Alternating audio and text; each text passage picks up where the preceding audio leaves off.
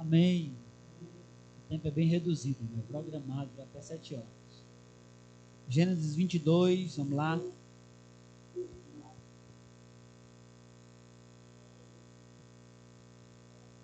Falar sobre a fé transcendental. Passa o natural e o racional. Gênesis 22, uma passagem muito conhecida, fala acerca do sacrifício que Deus pede, colocando Abraão à prova para que ele entregue o seu único filho. E a gente precisa pensar, irmãos, como o tempo é pouco, a gente vai apenas fazer um pensamento. Se a gente imaginar Gênesis 12, Abraão sai do meio da sua parentela, Ur dos Caldeus, e Deus diz assim: vai para uma terra que eu hei de te mostrar.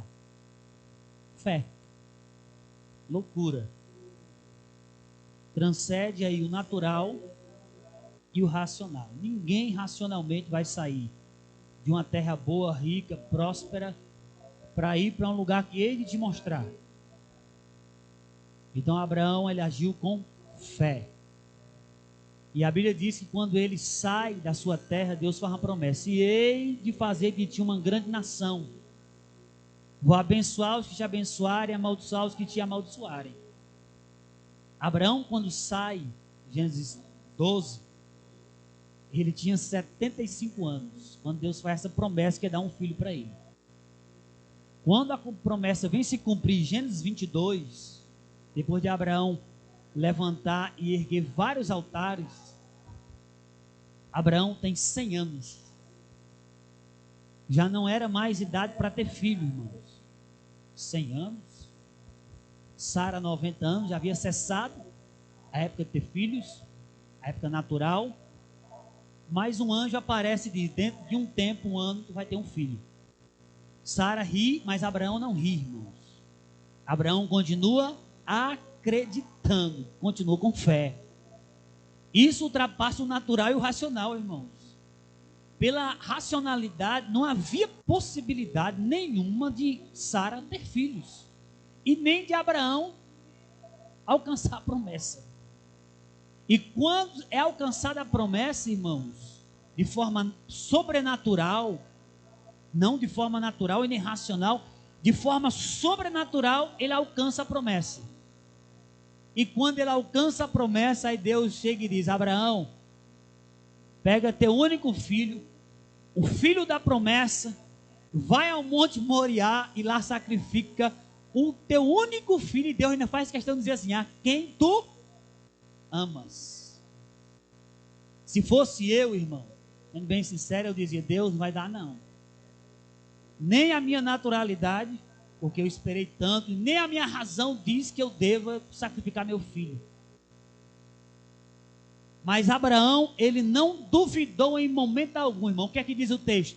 Ao amanhecer, ele albardou o jumento, ele preparou o sacrifício, a lenha, ele pegou a faca, como diz essa versão que é a Almeida atualizada, e ele chamou Isaac e disse: nós vamos para o Monte Moriá sacrificar, aleluia.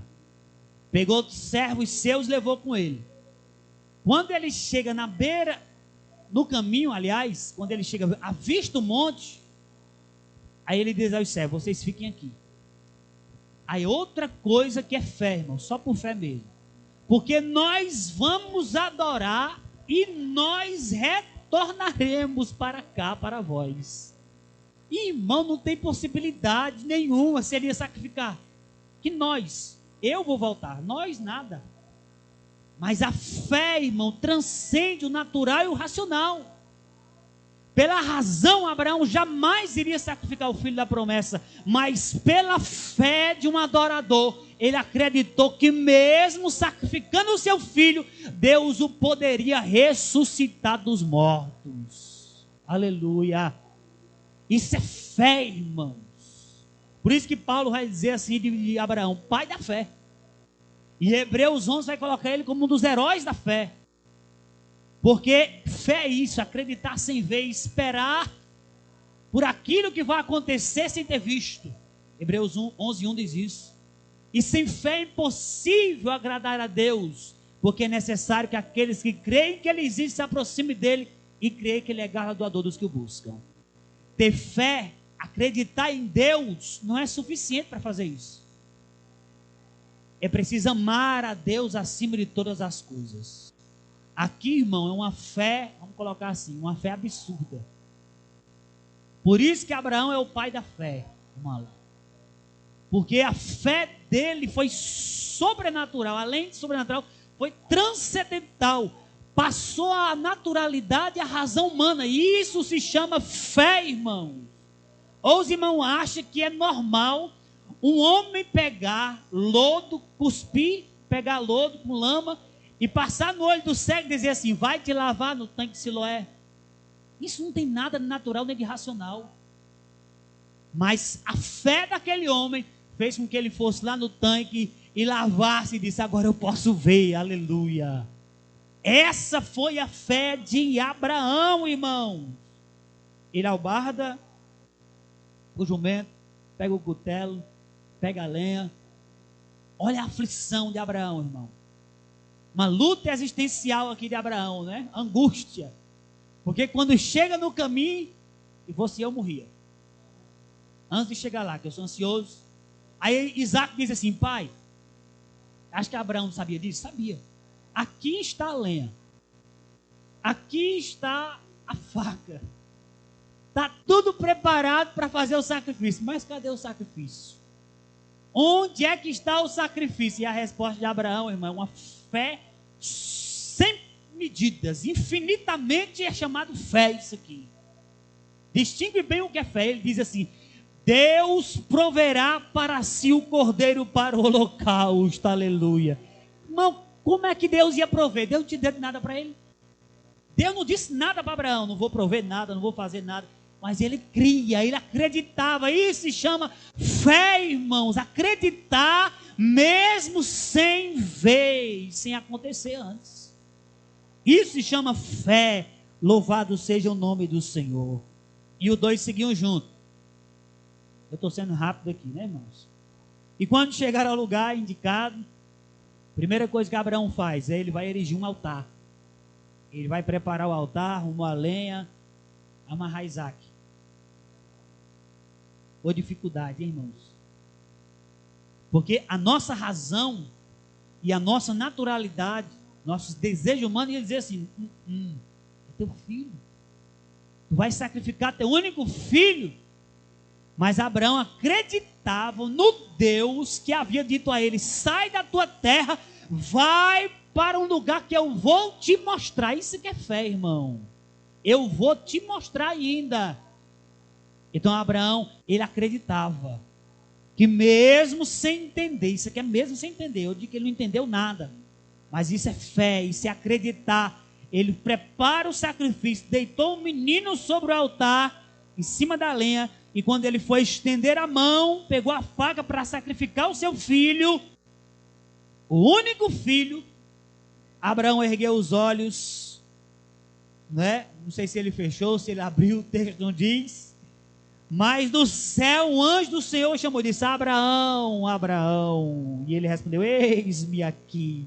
Então ele disse, não estende a tua mão sobre o menino, não faça nada a ele, pois agora sei que você teme a Deus, porque não negou o seu filho, o seu único filho.